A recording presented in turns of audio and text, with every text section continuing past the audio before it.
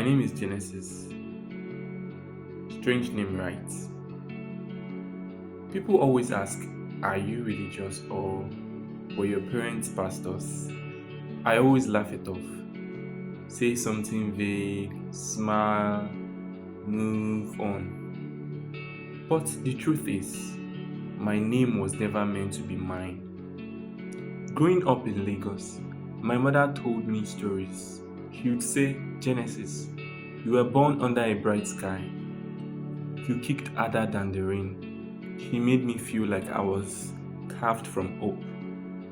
But there was always something missing in her stories. A gap, a shadow. I grew up not knowing who my father was. Every time I asked, my mother's smile would freeze just a little. Her eyes would go cloudy. He's not around, she says. He passed away. Or worse, you don't need to worry about him. But I did.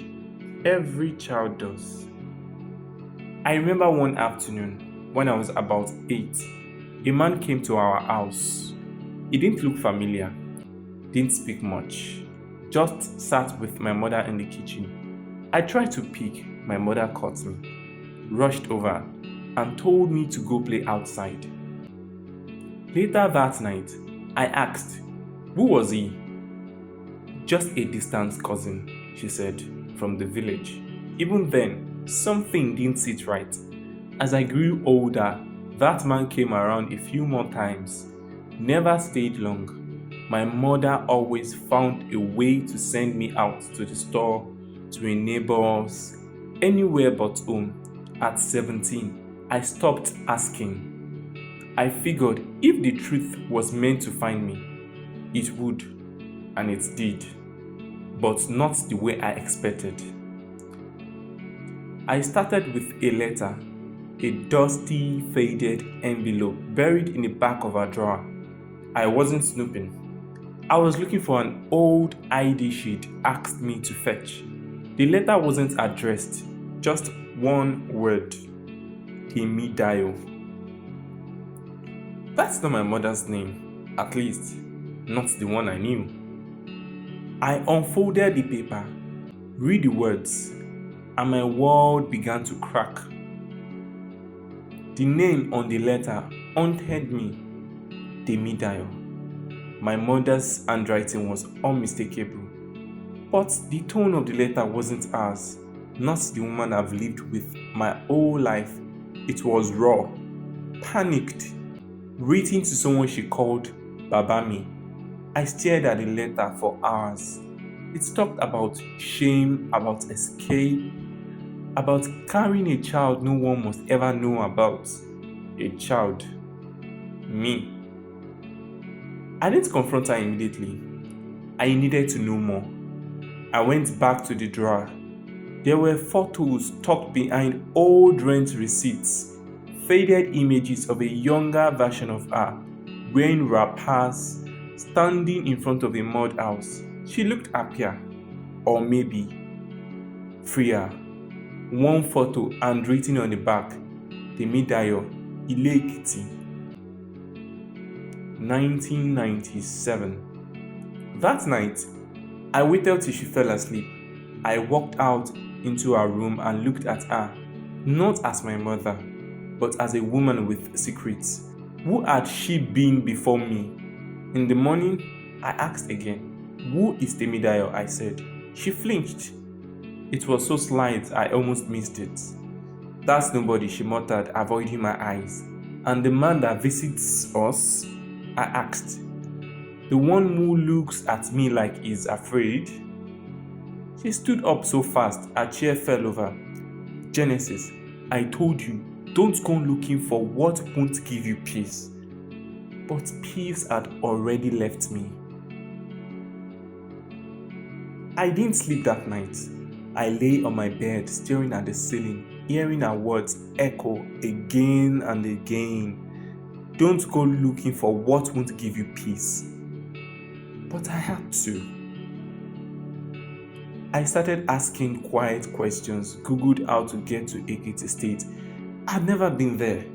The closest I've come to the village was in a folktales she used to tell me before bedtime. 1 week later, I packed a bag, told her I was attending a youth seminar in Badagry. She didn't ask many questions, which was rare. Maybe part of her already knew. The bus ride to Ekiti was long and dusty, the kind that makes you question every life decision. But when I stepped off at the terminal in Ile Ekiti, something shifted inside me. This place smelled different, felt different, like the walls here remembered things. I showed an old woman the photo I had found of my mother. She blinked, leaned forward, and grasped. Temi Dayo, she whispered. You know her? I asked. Ah! She vanished over 20 years ago. We thought she had died. Where did you find this picture?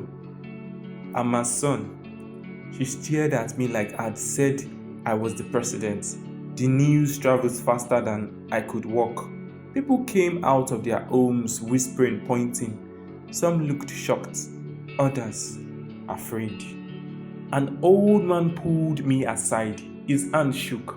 Your mother left this village in shame, he said. She was with child, and it was not right. I asked what he meant, but he looked away. Go to the old compound, he muttered. Find your roots, but be ready, the soil is bitter. I found the house, the one from the picture. It hadn't changed much. Same clay walls, same linen wooden frame. It looked like it had been waiting for me. I stood at the door for a while, breathing in the weight of it. Then I stepped inside. Dust swirled like memories. There was no photos, nor furniture, just a mat in a corner and a crack in the wall wide enough to see the sun. A woman walked in behind me, middle-aged, with a scar running across her cheek. You are Temidayo's boy? She asked without introducing herself. Yes. You shouldn't have come. I felt my throat tightened. Why? I asked. He looked at me, really looked, then sighed. Because this village doesn't forget, and it doesn't forgive. I asked again what had happened. He pointed to the back of the house. Your mother's father had a younger brother. He stayed here for a while after university. People said he was too forward, too proud. But he was family, so no one questioned him. Until one day, the Midaya's belly began to grow. My knees weakened. I sat on the floor. My ears riled. Are you saying our father's brother is mine? She didn't answer. She didn't need to. My words spun in silence. I couldn't sleep that night. I lay on the same mat my mother once slept on. In the house where our shame was born, our silence had always felt heavy. But now, I knew it had weight, shape, a face. His face. The man who visited us in Lagos, the one she always called a distant cousin, he wasn't just a visitor. He was the architect of our exile. He was my father. I touched my own face in the dark, wondering what part of him I carried. Was it the arc of my brow? The timbre of my voice? Was the same blood that violated my mother flowing quietly through me? Morning came with pounding on the door. An elderly man stepped in, followed by others. Some stood in silence, some murmured prayers. You must leave, the elder said. Why? I asked. He looked at me long, as if deciding how much truth I could handle. Your grandfather, your mother's father, he was a proud man. When he found out what his brother had done to his only daughter, he fell sick. Died not long after. Your mother left before they could bury him. She never came back. Never sent word. She was pregnant then, I whispered. He nodded slowly. And you? You are the evidence. The room grew quiet. That man, your father, he still comes to this village sometimes. He walks our land like he owns it, untouched. But when people see you, you stare the ground. You wake up what he buried. I clenched my fist. What about my right to exist? The elder's eyes softened. Your right is not in question, son. But in this village, truth comes at a cost, and sometimes the innocent pay it. I decided I needed to see him. The man who haunted my life in silence. The man whose visit made my mother tremble, whose face I had stared at without knowing I was looking into a mirror. I needed answers. I needed to hear them from him. One of the younger villagers, a guy called Sheyi, offered to help. He said the man, my so-called father, had a house just outside the village, not far. He would take me there. We walked through narrow paths under the weight of a silence only broken by rustling leaves. I could hear my heart beat in my throat. We stopped before a large compound painted white, iron gate too clean for this village. She pointed. He comes here once a month. He's inside. I want to turn back. Every part of me screamed not to knock, but I stepped forward. I knocked once, then twice. The gate opened. He stood there, older than I remembered, grayer, but the same sharp eyes, the same commanding presence, and worse, the same nose as mine. Yes, he said. I froze. Then I found my voice. It's me. Genesis. His face changed, just slightly, like a man recognizing his own reflection in a pond he would try to forget. What are you doing here? He asked. I came to find out who I am. He looked past me into the empty road, then back. You shouldn't have come. But I did, I said, and I want to know why. Why her? Why me? He closed the gate a little. Go back to Lagos, he said. There is nothing here for you but pain. I stepped forward. I live with pain every day. I carried it without knowing what it was. I just want to know the truth. For a second, he looked sorry. Then a mask returned. I made a mistake, he said coldly. She should have been grateful I didn't let the village know. I took care of her when nobody would. You are here because of me. Those words, that tone, like he thought he had done her a favor. I shook with rage. You ruined her, I spat. She left her life, her name, her family because of you. You didn't save her. You broke her. He didn't deny it. He didn't say anything at all. He just closed the gate quietly and left me standing there with my mother's shame on my shoulders and my father's silence in my veins.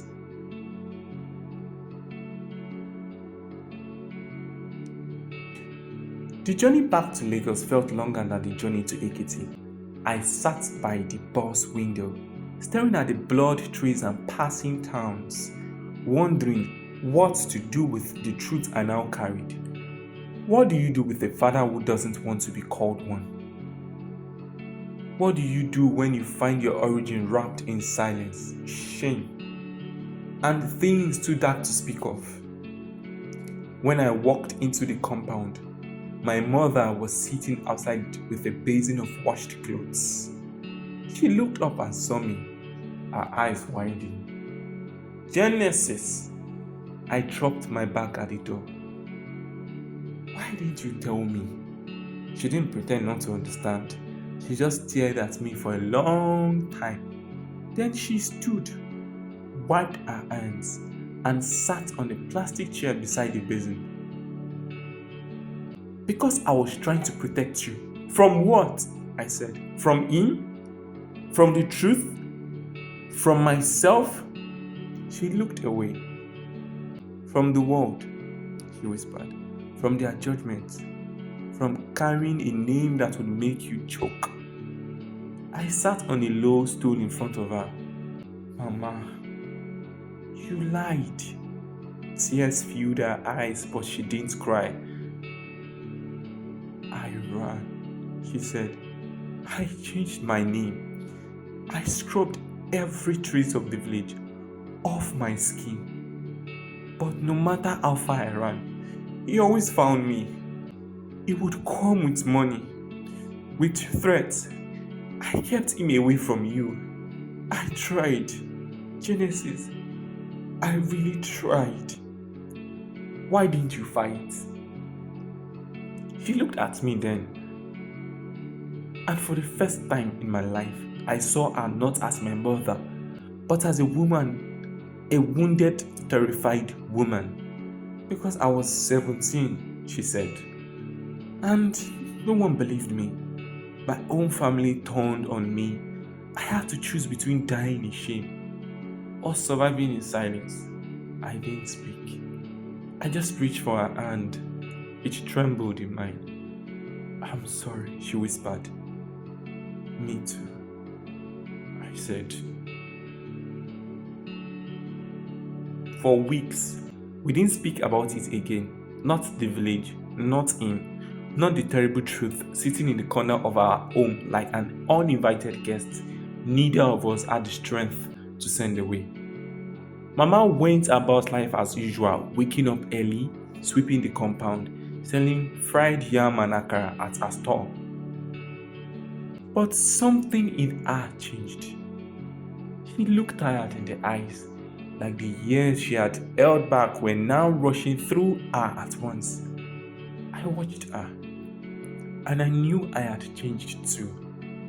There is something about knowing your origin that shifts how you see the world. I used to feel lost. Now I felt heavy. Anchored to a story I didn't ask for, but now carried like shadow. One evening, she called me into her room. Sit, she said. I obeyed. She pulled out an old plastic bag from beneath her bed and brought out a faded envelope. This, she said, was the only thing I took from that house in Ekiti. Inside the envelope were photos, grainy, old photos of her as a young girl, smiling carefree. There was one of her standing beside a man, my grandfather. She said he died of heartbreak. She showed me a crumpled letter too. It was from my father. A long, manipulative letter filled with twisted apologies and veiled truth. I could barely read it without shaking. This is what I held onto, she said, to remind myself that I wasn't crazy. That it happened, that I survived. I looked at her, this woman who had built a new life from the ashes of her old one. Mama, I said quietly, can I ask you something? She nodded. Do you regret ever having me? Her eyes welled instantly. She reached out and pulled me into a hug. Never, she whispered into my ear. You were the only good thing that came from the worst thing. You were my redemption. Genesis, my reason to keep going. I broke down in her arms. We both cried for different reasons, and maybe the same. That night, I didn't just forgive her, I began forgiving myself. The following Sunday, I found myself at church, not because I was seeking religion, but because I needed silence loud enough to hear myself think. Mama didn't go that day. She said her legs were aching, but I think her soul was heavier than her limbs. As I sat in the back pew, watching people raise their hand and sing, I wondered how many of them were hiding pain behind lifted arms. How many had buried truth so deep that they didn't even know they were bleeding. And how many were just like me, sons of untold stories. After the service, the pastor asked if anyone wanted prayer. For the first time in my life, I stood. He laid a hand on my shoulder and asked for my name. Genesis, I said. He smiled. Ah, the beginning. I nodded, but inside, I thought the beginning of pain. When I got home, Mama was sitting by the window. No TV, no radio. Just staring at the street like she was waiting for something that would never come. I sat beside her. Mama, I want to tell people. She looked at me startled. Tell them what? The truth. About you. About me.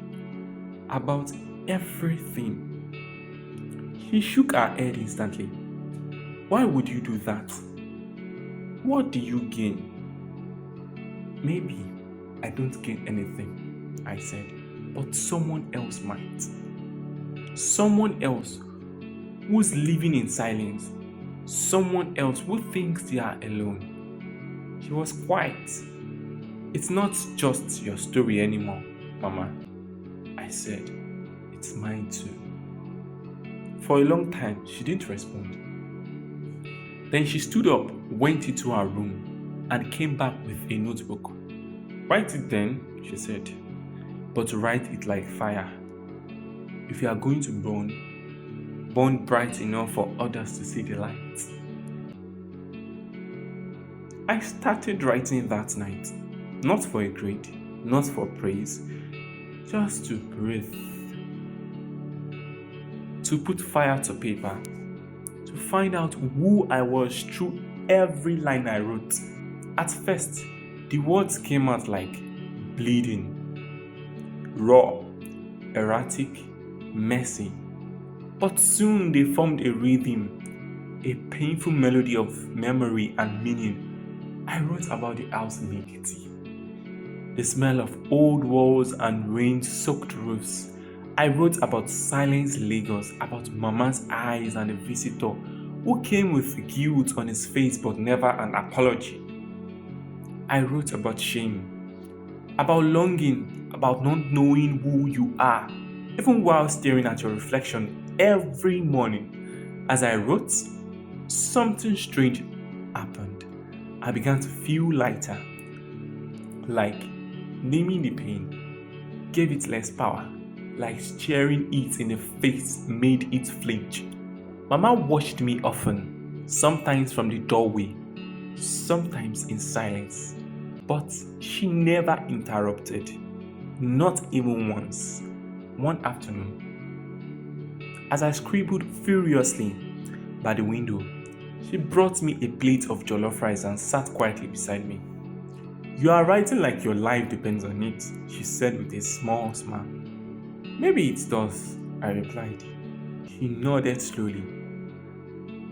Your grandfather used to write poetry. He never published anything, but he wrote to keep his mind alive. I looked at her surprised. I didn't know that. There's a lot you don't know, but you are learning, and that's what matters. We ate in silence after that, but it wasn't an awkward silence. It was the kind that understood grief, respected healing, and gave space for growth. For the first time in a long time, I didn't feel cursed. I felt chosen, not by pain, but by purpose. As the week passed, I found myself doing something unexpected. I started writing letters, not emails, not texts, actual letters. Letters to my father, the man I could barely call that. Letters to the village I barely knew. Letters to the boy I used to be before I found out the truth. But I never sent any of them. They live in a brown folder beneath my mattress. A private graveyard of things I needed to say but wasn't ready to share with the world. One of the letters began like this: Dear stranger who made me, I am the living proof of your silence. A child born of your shadows who grew up in search of his name. Another said, Dear Ekiti, you were the wound my mother carried for decades, yet somehow you still call to me. The most painful one, it was to myself.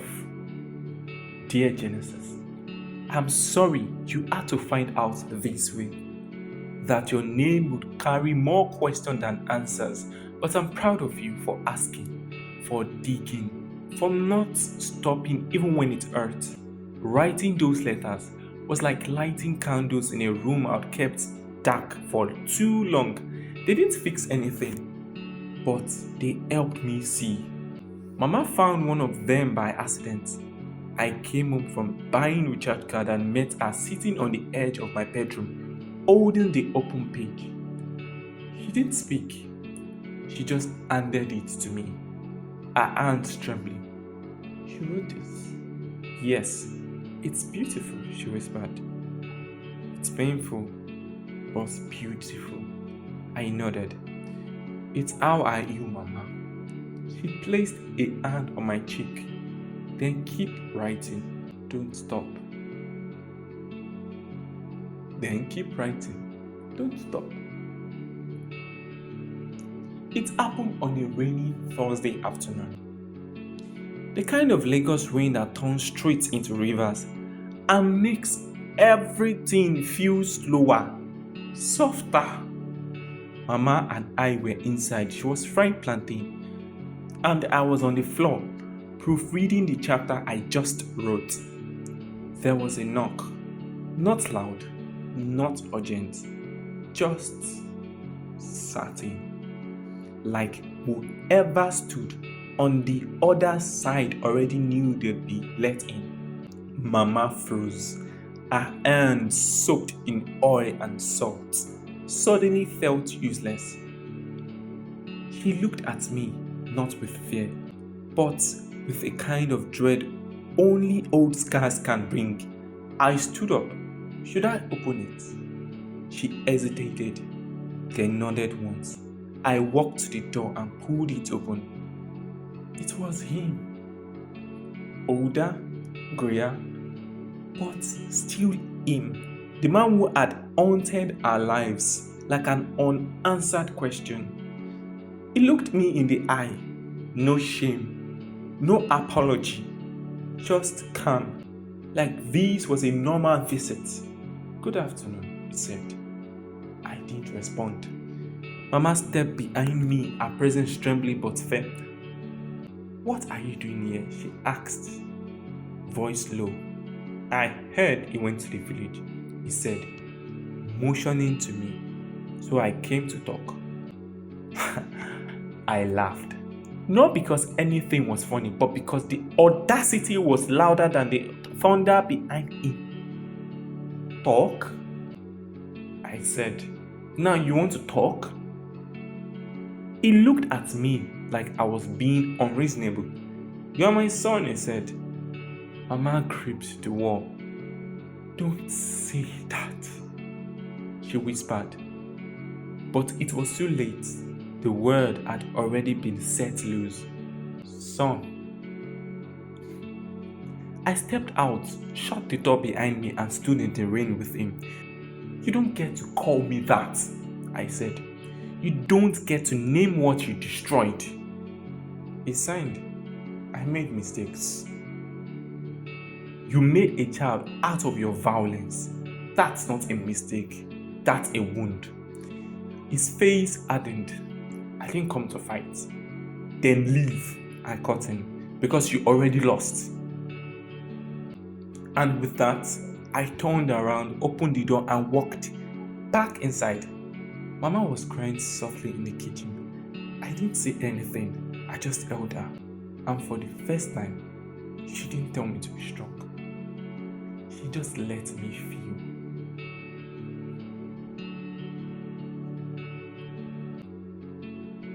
I didn't sleep that night, even after he left, after the rain stopped and Mama's tears dried.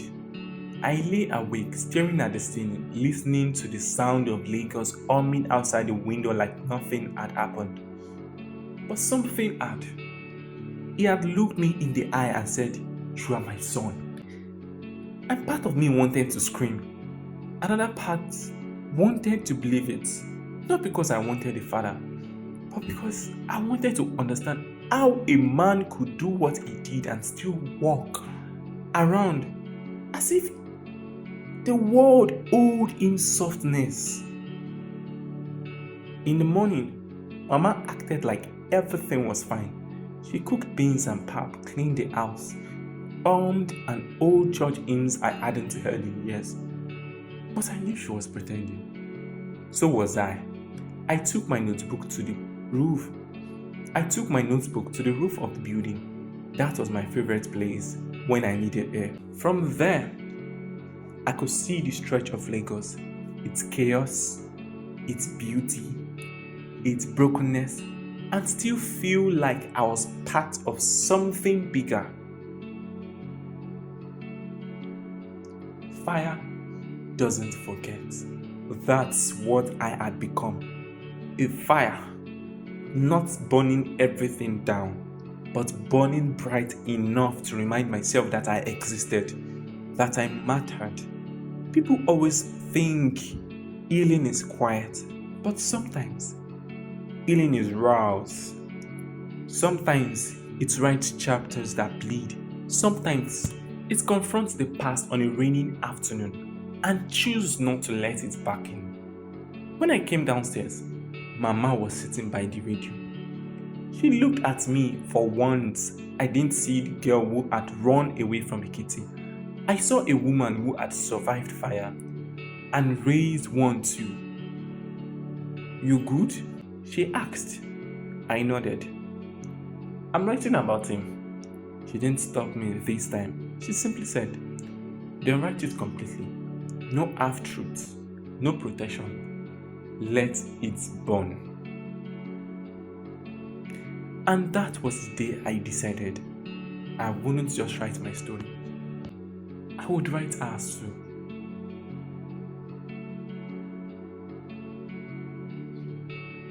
I started writing about Mama, not just as my mother, but as a woman, a girl who had dreams once, a girl who used to laugh with her whole chest and believed the world was wide and warm.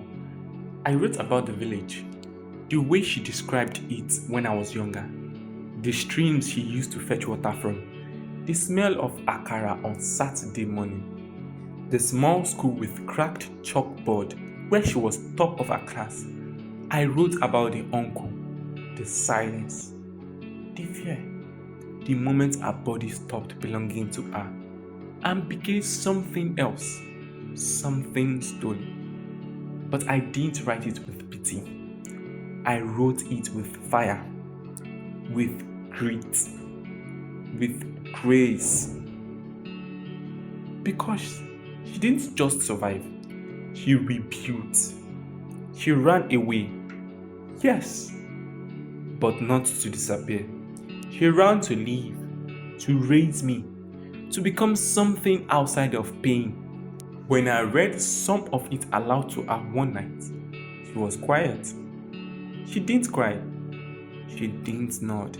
She just listened, eyes fixed on the wall like she was watching her younger self walk across time and return home.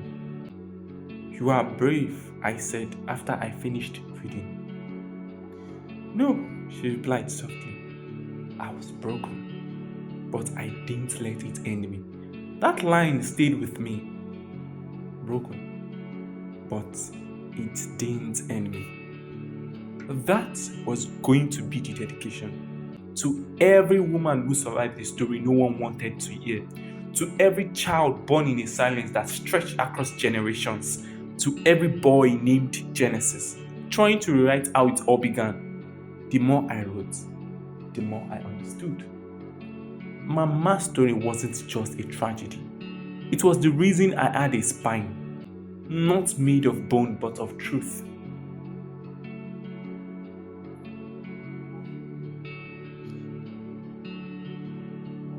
I stood at the gate of my mother's old house in Ekiti, not as a boy looking for answers, but as a man carrying truth in his chest. The house was smaller than I remembered. The colors faded, the zinc roof rusted by time, but it stood, just like our story had stood all years, withered but unbroken. A few people recognized me. They whispered, they stared. Some even greeted with hesitant smiles, as if unsure whether I was the ghost of the girl who vanished or something else entirely. I wasn't here to shame anyone. I wasn't here for revenge. I was here to return what had been stolen. Mama's name, her truth, her voice. I had printed manuscripts in my hand. The story I had written, our story, not cleaned up, not fictionalized, just real. I dropped a copy at the old family compound, greeted the elder who used to call Mama Star Girl. And when I turned to leave, I whispered something to the redheads. She lived. That was enough. Back in Lagos, the first publisher I met didn't want the story. Too heavy, they said. Too real. But I didn't stop because it wasn't for them. It was for the girls who ran, for the boys who asked too many questions, for the mothers who raised children while carrying the weight of silence. Months later, the book was finally printed. Mama held the first copy in her hands and traced her name on the dedication page for Adoni, who burned but didn't break. She cried. This time, I did too.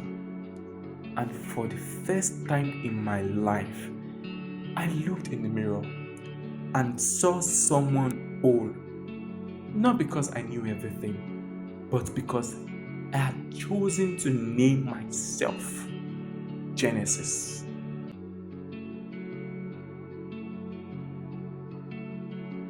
Hi everyone, thank you for listening to our stories this far.